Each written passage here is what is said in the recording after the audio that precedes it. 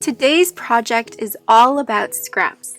How to use your scraps of paper, fabric, lace, and even washi tape to create snippet strips, collaged and puzzle pieced together. Such an easy project to do for any beginner if you're trying to decorate your junk journals or any journal and you want to add a scrappy, patched, and quilted look to your projects and to your journals.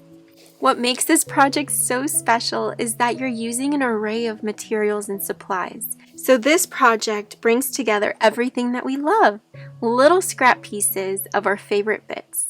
So in order to create a snippet strip made out of pieces of washi tape, vintage paper, little bits of lace, buttons, pretty much any scrap that you have lying around. The first thing that you're going to want to get is some Elmer's glue. This is the one that I've used that for me has worked perfectly, but any kind of glue that you can use with a paintbrush that will adhere nicely and smoothly. What I liked about this glue is that when you apply it on top of the tape and even the vintage paper, it leaves a really nice feeling on top of your papers and the little scrap pieces that you use. So this glue is the one that I recommend. Of course, you're going to want a paintbrush alongside your glue. The next thing you'd want to gather is washi tape. For this project, I'm going to be using my own washi that I have designed.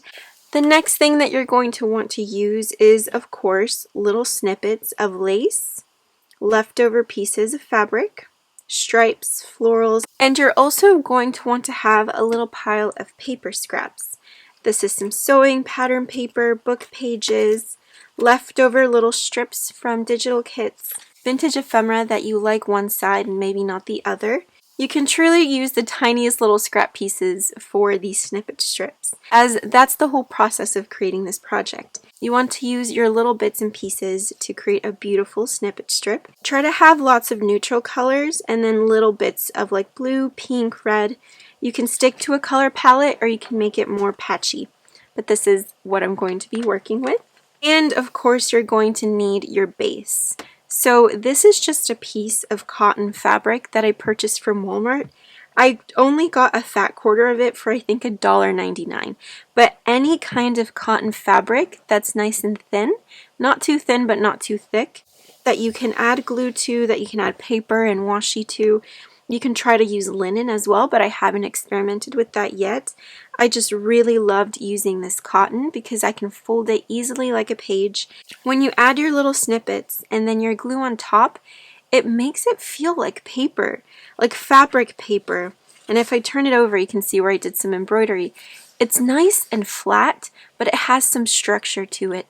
I really loved the way that this fabric took on not only the glue but also all of the washis and the papers. And this also lets you roll it up if you wanted to as well. Depending on what kind of strip you want to make, then definitely choose your fabric accordingly. I think let's just start in the corner here. That's the easiest place to start. So grab your brush that has glue, and you can dilute the glue with water as well if it's a little too thick. Just add our little strip of ledger.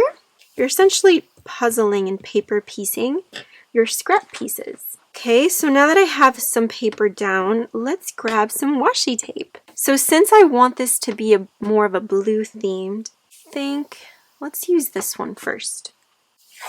Yeah, I think that looks really pretty. I'm just going to prep the cloth with some glue. The washi is already sticky to begin with, so you don't need that much glue. And I like to overlap them a little bit, just like so. Oh, I think that's so pretty. Okay, and then just take your glue and add it right on top of the washi tape as well. Okay, so now I'm going to add a little bit more glue at the bottom since we are attaching this, which is a little bit thicker paper. It's from a vintage scrapbook.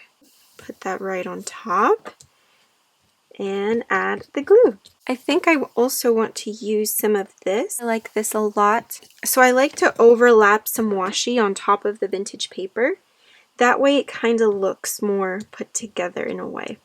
Just like so. Then here at the bottom, oh my gosh, I love these little birds.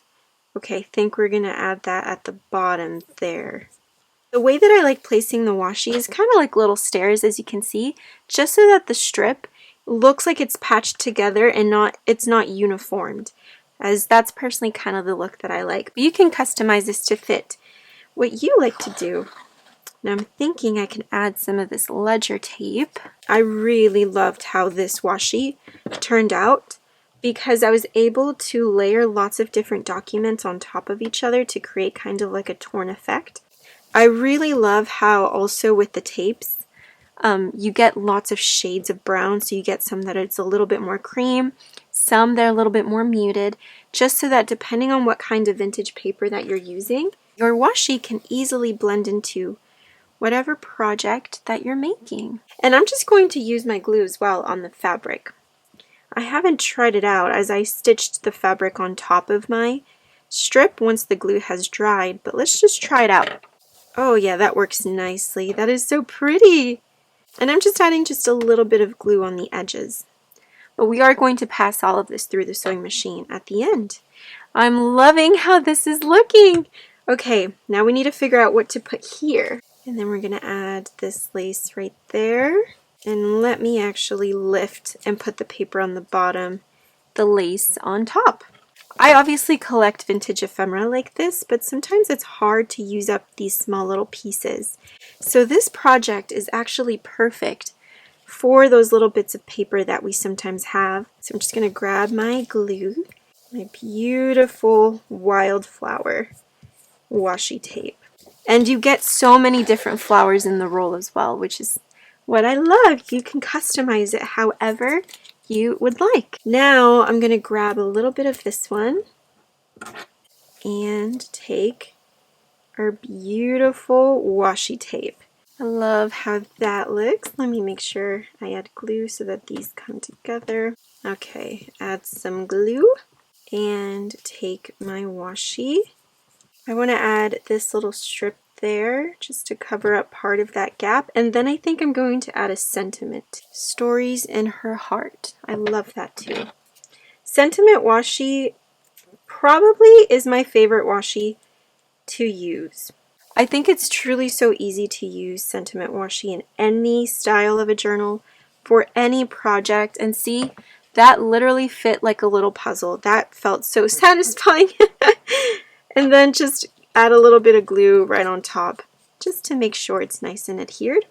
Adding this little strip of paper to get more of like that scrappy look that I love. So look at how much we've collaged so far.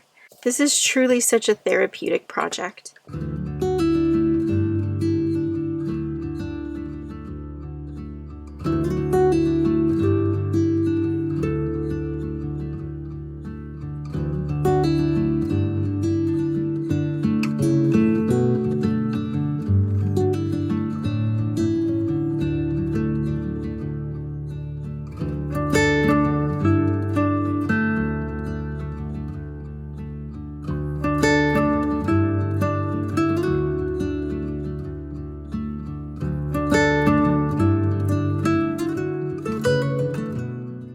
I have this gorgeous brown washi, so let me just add some of that there. It brings in those hues of brown that are very much needed sometimes. And then there's not too much white space, so I really like that. I kind of want to add some here too, but maybe it's going to be too much. There you go. Beautiful. If you actually use this tape, let me show you, you could just flip the washi. It turns into this design here, and it actually does look like a piece of lace, like a little lace trim. Adding these little bits to random places blends in so nicely to pieces of paper and even fabric. So now that I have added all my little bits and pieces, my little snippets, it's time to cut off the excess. So I just turn the cloth over, and with my scissors, I just cut. Oh, I actually don't want to cut this little lace. I like that little piece sticking out. And this is totally up to you. You don't have to trim anything if you don't want to. I have no idea how many scraps of paper, washi, fabric, and lace we added. I'm guessing around maybe 40, give or take. I'm not sure. I might count after I'm done with this video because I am very curious to know. Now that you have your strip completely covered with beautiful fabrics, laces, tiniest little bits of washi and paper. I'm going to let this dry for at least an hour or so. I just want all of the glue to fully be absorbed into the cloth. And then once it's dry, I'm going to take it to the sewing machine and first stitch the top, stitch the sides, stitch the bottom to make sure everything is secure on the edges. And then the fun part, I'm going to go snippet by snippet if I want to. If not, I can leave certain things without any sewing. And I'm just going to have some fun stitching and adding my little buttons and extra little things that I'd like to add right on top.